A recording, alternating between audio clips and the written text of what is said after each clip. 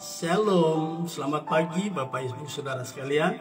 Selamat kita bertemu kembali dalam program Renungan SOS. Pagi yang indah ini kita sebelum mengikuti renungan ini, kita satu di dalam doa. Bapa kami yang ada di dalam surga, pagi yang indah ini Tuhan, kami datang kepadamu. Kami menaikkan pujian syukur limpah banyak terima kasih karena kasih karunia-Mu. Kembali Tuhan boleh membangunkan kami di pagi yang indah ini. Kami sudah menikmati hari yang baru, hari pemberian-Mu. Kami sudah menghirup udara yang segar.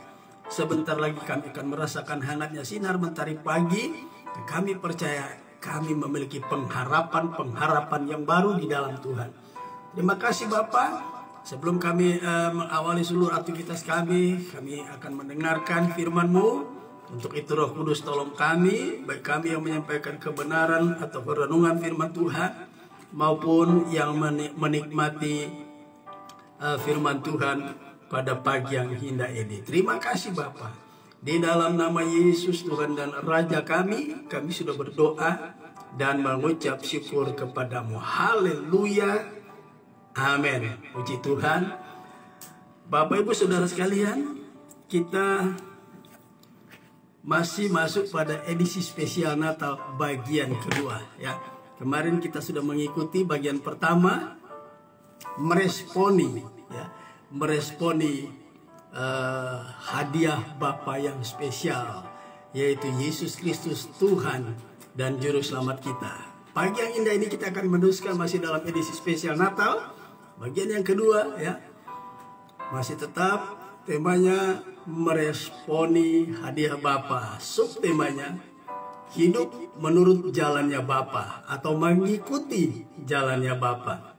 Kita baca masih pada ayat yang sama ya, pada pembacaan yang sama, nas pokok yang sama, Matius 2 ayat 1 sampai 12. Tapi saya tidak akan baca dari ayat 1 sampai 12. Saya hanya akan membacakan pada ayat yang ke-12 demikian. Tapi saya akan baca dari ayat 11 dulu ya. Matius 2 ayat 11 demikian bunyi firman Tuhan. Maka masuklah mereka ke dalam rumah itu dan melihat anak itu bersama Maria ibunya. Lalu sujud menyembah dia. Mereka pun membuka tempat harta bendanya dan mempersembahkannya persembahan kepadanya, yaitu emas, kemenyan, dan mur. Perhatikan ayat 12. Ini adalah spesial edisi Natal tahun 2021, 25 Desember ya. Ini yang kedua, tanggal 26. Bagian yang kedua ya, di ayat yang ke-12 yang akan kita renungkan bersama.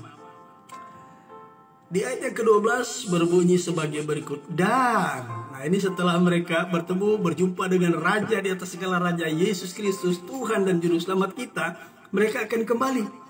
Sebab orang-orang Majus ini berasal dari negeri timur, negeri Persia, ya, negeri Irak zaman modern ini. Ya, yang kemarin saya sudah jelaskan. Saudara tahu, orang-orang Majus ini adalah cikal bakal orang Kristen. Atau bisa katakan orang Kristen di zaman mewakili perjanjian baru, ya di zaman yang baru bagi bangsa Persia atau cikal bakal gereja. Sekembalinya orang Majus ke negeri mereka, apa yang terjadi? Mereka di sana menjadi saksi. Saya mengulas kembali renungan yang kemarin. Sudah tahu kenapa saya katakan orang Majus ini adalah cikal bakal orang Kristen di negeri Persia? Sebab ya pada waktu itu gereja belum ada. Ya, gereja secara ya secara menyeluruh ya, gereja yang satu tubuh Kristus itu baru lahir secara itu pada hari Pentakosta, di mana peristiwa Upper Room terjadi di Yerusalem. Hari yang ke-50 dari Paskah terjadilah kegerakan besar di Upper Room Yerusalem. Di tempat ya, di kamar loteng Yerusalem, Roh Kudus menggoncangkan isi dunia ini melalui ya 120 orang. Mereka mulai berkata-kata dengan berbahasa roh, tapi dimengerti oleh banyak orang yang hadir dari 16 bahasa, ya, 16 negara. Nah, orang-orang ini adalah orang-orang Yahudi yang didiasporakan Tuhan sebagai akibat penderitaan yang terjadi di Yerusalem pada waktu itu. Maka rasul-rasul, ya, didiasporakan Tuhan. Tuhan izinkan terserak di berbagai bangsa, termasuk ada yang dari Irak, ya. Nah, saudaraku, di sini setelah orang Majus, ya, kembali sesuai perkembangan zaman yang berjalan, apa yang terjadi? Ternyata di Persia atau Irak modern, saudara tahu, di sana kekristenan berkembang. Sampai pada waktu terjadi pecah perang Teluk, ya, antara Amerika dengan Irak. Saudara tahu, waktu itu presidennya adalah Saddam Hussein. Sementara perdana menterinya siapa, saudara? Tareq Aziz. Saudara tahu siapa Tareq Aziz? Dia adalah orang Kristen, menjabat, menduduki posisi yang penting di Irak pada waktu itu, ya. Jadi kekristenan pertama itu cikal bakalnya dari orang Majus ini. Sebab gereja yang itu baru, ya, diekspos atau baru mulai ketika terjadi peristiwa Upper Room. Makanya Kisah Rasul 11 ayat 26 di situ dikatakan apa? Di Antiokhia lah murid-murid, ya. Jadi jamak. Murid-murid lebih dari 1 orang, ya. Karena pada hari Pentakosta Petrus 3.000 jiwa diselamatkan, ya. Jadi entah beberapa murid yang ada di Antiokhia, tapi di Antiokhia lah murid-murid itu disebut sebagai Kristen. Sebutan itu bukan untuk membanggakan, itu sebenarnya menghina orang Kristen, ya. Itu label yang diberikan oleh orang-orang di Antiokhia pada masa itu. Tapi saya tidak akan lari ke sana. Saya mau katakan, orang-orang Majus ini adalah cikal bakal orang Kristen di Persia atau Irak, ya. Sampai kita lihat dunia menyaksikan sendiri waktu pecah perang Teluk. Ternyata Tareq Aziz ada di sana, ya. Tareq Aziz ada di sana sebagai apa? Orang kedua yang berpengaruh di negara Irak pada waktu itu. Baik, kita kembali kebenaran firman Tuhan. Setelah, ya, tadi dikatakan setelah orang Majus bertemu dengan raja di atas segala raja, ya, apa yang terjadi? Mereka mau pulang keesokan harinya atau entah berapa hari mereka ketemu dengan Yesus di Bethlehem. Tapi sebelum mereka pulang, malaikat dalam mimpi mereka diberitahu oleh malaikat, silakan kalian sekarang pulang, ya, tapi jangan pulang melalui jalan yang dari mana kalian datang. Tapi kembalilah ke tempat kalian, ke rumah kalian melalui jalan yang lain. Artinya apa? Di sini malaikat mewanti-wanti, memberitahukan, jangan kembali melalui jalan yang semula. Karena apa? Kalau mereka kembali ke jalan semula, mereka akan ketemu yang namanya Raja Herodes. Yang katanya Herodes, selidiklah kanak-kanak itu. Kalau sudah, ya, dengan seksama, setelah itu kamu kembali. Dan aku pergi untuk menyembah dia. Tapi yang terjadi, sebenarnya itu adalah teori politik daripada Herodes. Dia bukan akan kembali, ya, dia bukan akan melihat Yesus untuk disembah, tapi untuk dibinasakan. Haleluya. Makanya sebelum mereka pulang ke Irak atau negeri Persia pada waktu itu, apa yang firman Allah katakan tadi? Saya baca lagi. Dan karena diperingatkan dalam mimpi supaya jangan kembali kepada Herodes, ya, maka, ya, perhatikan, maka pulanglah mereka ke negerinya melalui jalan yang lain. Haleluya. Saudaraku yang kekasih, setelah raja di raja hadir di hidup kita, ingat, ini meresponi hadiah Bapa bagian kedua. Setelah Yesus Kristus Raja Damai itu sudah bertahta, sudah ada di hati kita, ingat, kita kembali ke keluarga kita masing-masing. Tujuannya apa? Melalui jalan yang lain. Kita harus berubah. Bukan seperti Samyaji yang dulu. Ini saya ilustrasikan. Samyaji harus berubah. Tidak boleh memiliki karakteristik hidup yang lama. Harus berubah. Ya, harus berubah. Makanya orang-orang Majus kembali melalui jalan yang lain. tidak ketemu dengan Herodes. Ya, Herodes melambangkan kuasa kegelapan. Kita tadinya diperhamba oleh kuasa gelap, tetapi begitu ada Yesus Raja di atas segala raja hadir dalam hidup kita diubahkan, maka ada sukacita, ada pujian, ada penyembahan bagi Raja di atas segala raja. Mereka sujud menyembah Yesus, membuka tempat harta mereka. Mereka mempersembahkan 3 hal: emas, kemenyan, dan mur. Haleluya. Bagian yang kedua ini, edisi yang kedua, hari ini kita kembali ke keluarga kita. Ya, tujuan apa? Supaya kita menjadi kesaksian di sana. Mari kita lihat ayat referensinya di dalam 1 Petrus, ya, 1 Petrus. Kita akan lihat suratan Rasul Petrus 1 Petrus pasalnya yang keempat, ya. 1 Petrus pasal yang keempat. Perhatikan, ya. Ayat pertama mulai. Jadi kita kembali menurut jalan yang lain, ya. Jadi karena Kristus telah menderita penderitaan badani, kamu pun harus, garis bawahi kata harus, saudaraku. Haleluya, ya.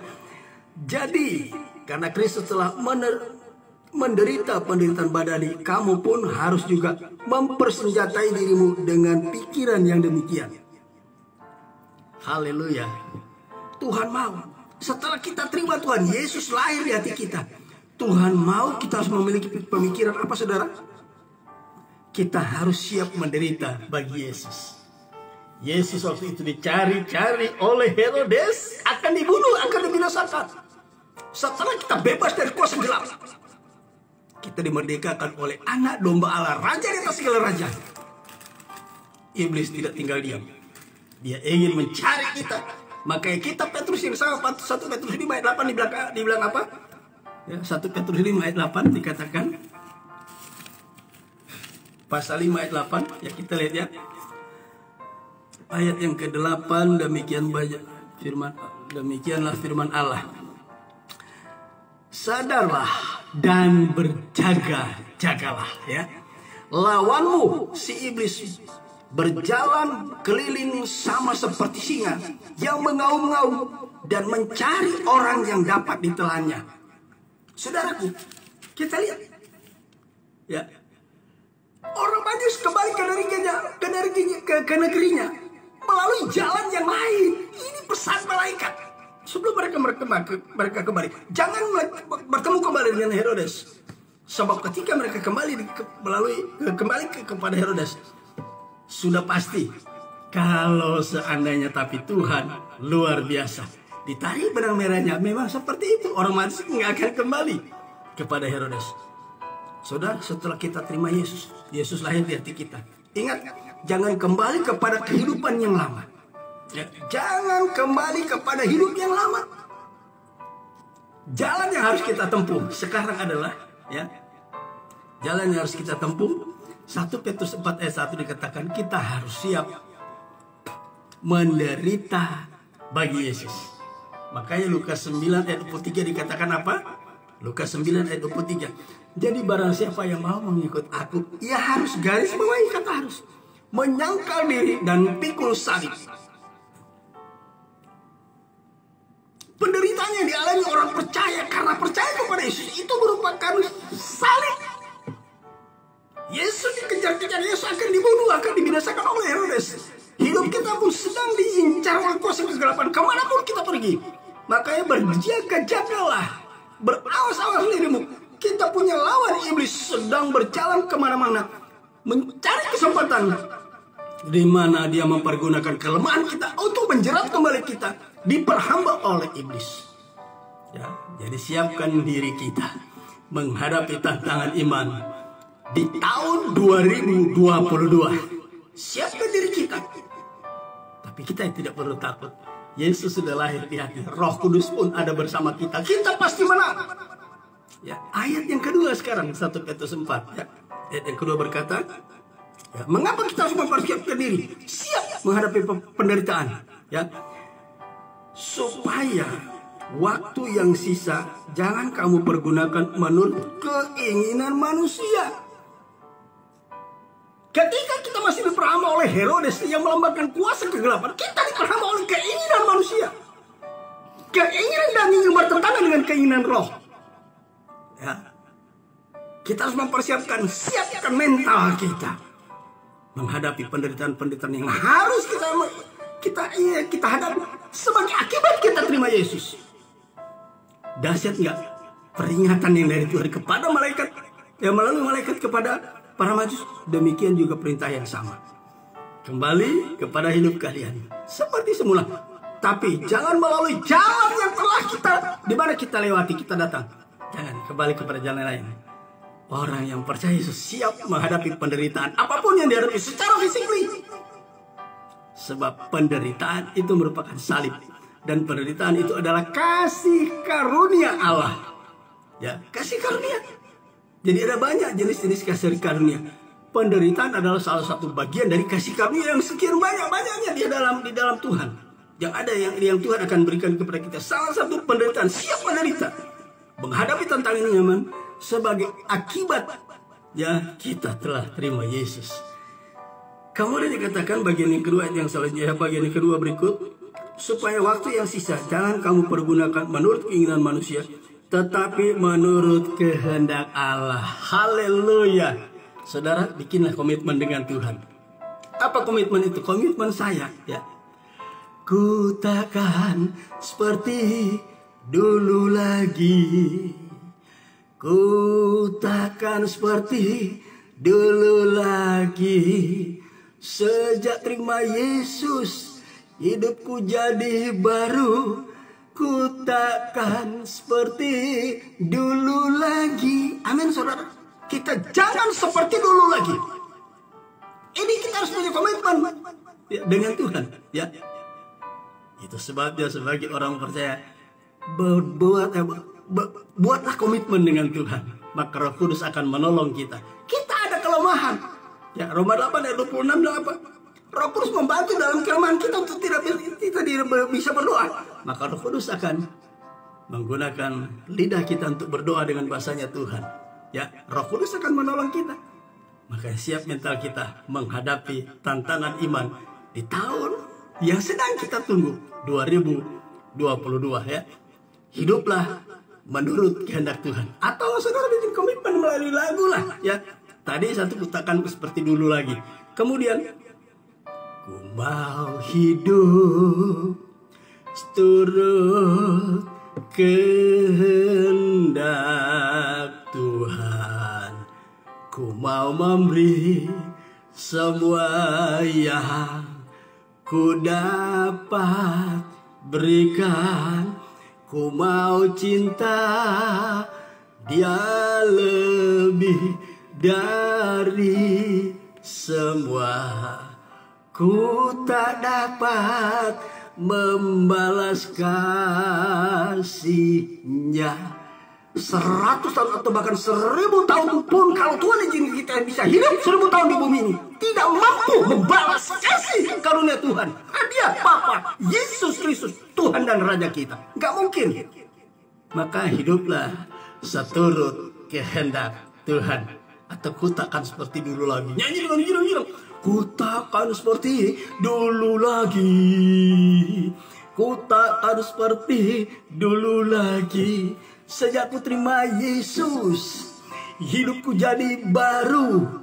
Ku takkan seperti dulu lagi. Jangannya lagu yang paradoks. Sudah tahu lagu yang kita suka. Ya, yang paradoks dengan komitmen saya dalam bentuk lagu itu apa, saudara? Aku masih seperti yang dulu. Tuhan bilang, nyehok lu. Hati-hati, saudara ya. Kita gak boleh. Seringkali kita rajin ke gereja, tapi lagu-lagu duniawi masih kita nyanyikan. Itu sangat tidak suka Tuhan. Ya, sangat tidak suka. Jadi mari kita bikin komitmen. Aku takkan seperti dulu. Aku takkan seperti dulu. Nyanyi dengan girang-girang sampai lompat-lompat. Maka malaikat di surga akan bertempik, saudara. Amin, saudara. Sebabnya di hari-hari ini, marilah kita hidup sesuai dengan jalannya Tuhan. Haleluya, puji Tuhan. ayat yang ketiga ya. Di sini dikatakan alasan kenapa kita hidup menurut kehendak Tuhan ya. Sebab telah cukup banyak waktu kamu pergunakan untuk melakukan kehendak orang-orang yang tidak mengenal Allah. Ya, cukup waktunya. Kehidupan kita yang lama kita buang ya. Kita hidup menurut kehidupan yang baru, menurut jalan-jalannya Bapa, supaya kita tetap berkenan di hadapan Tuhan sebagai anak-anaknya.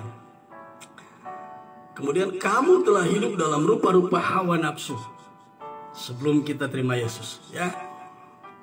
Hidup di dalam keinginan-keinginan manusia. Kemudian hidup di dalam kemabukan. Bukan cuma mabuk alkohol ya, mabuk dalam banyak hal ya. Mabuk, pokoknya kalau saya mau jabarkan, mungkin saudara lebih banyak bisa menjabarkan tentang kata mabuk. Mabuk bukan hanya mabuk harta ya, banyak hal. Kemudian dikatakan hidup dengan pesta pora, mengikuti keinginan daging ya. Perjamuan minum ya, perjamuan minum ya. Kemudian dan penyembahan berhala yang terlarang. Saudaraku yang kekasih, penyembahan di luar menyembah Yesus itu identik dengan penyembahan berhala. Haleluya, amin saudaraku. Saudara tahu sindrom Korintus, ada berhala yang mereka sembah. Siapa itu? Tapi yang saya maksud berhala ini bukan berhala-berhala yang sesungguhnya. Berhala-berhala dalam tanda petik. Mengkultuskan hamba Tuhan itu berhala di hadapan Tuhan. Sindrom Korintus, aku pihak Apolos, aku pihak Kefas, aku pihak Kristus ya. Hati-hati saudara, mengidolakan, mengkultuskan hamba Tuhan itu berhala di hadapan Tuhan. Bagaimana dengan kita hari-hari ini? Adakah kita mengkultuskan seorang hamba Tuhan, gembala sidang dan lain sebagainya? Adakah kita mengkultuskan mereka? Ketika kita mengkultuskan mereka, itu berhala di hadapan Tuhan. Haleluya. Saya percaya kita tidak seperti itu. Amin saudaraku. Ini bagian yang kedua, meresponi hadiah Bapa. Jangan main-main. Waktu yang masih ada, hidup menurut kehendak Tuhan. Puji Tuhan. Sebelum mengakhiri khotbah ini atau renungan ini, kita dengarkan dulu satu pujian bagi Tuhan. Haleluya.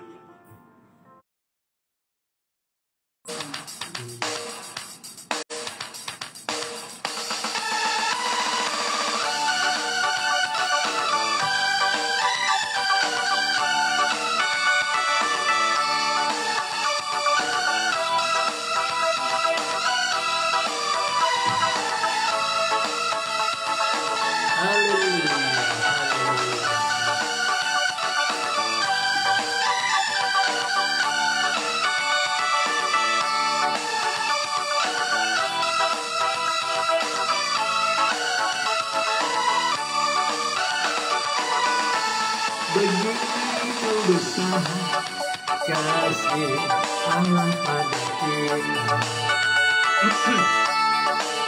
Berkatilah ada cucu kita di mana-mana.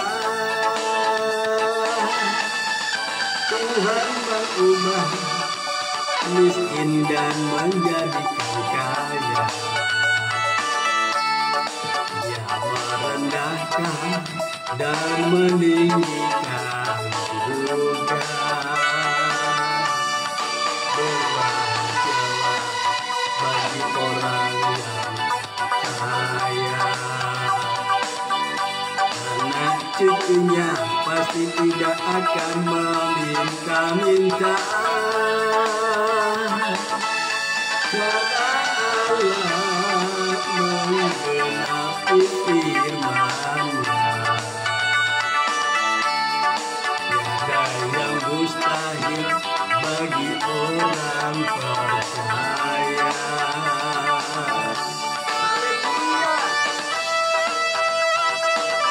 Haleluya. Terima kasih Tuhan. Engkau baik. Engkau mengubah hidup kami dari tidak berarti menjadi berarti bagi Tuhan. Haleluya. Kami bersyukur Engkau baik. Terima kasih Bapak. Kami tetap menjadi orang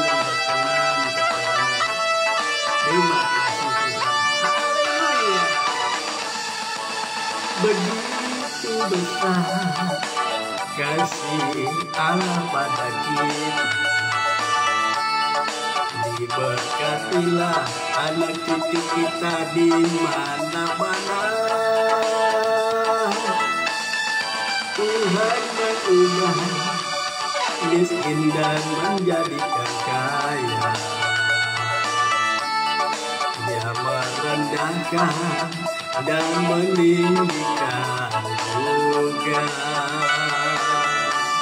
Berbahagialah bagi orang yang percaya. Anak cucunya pasti tidak akan meminta-minta,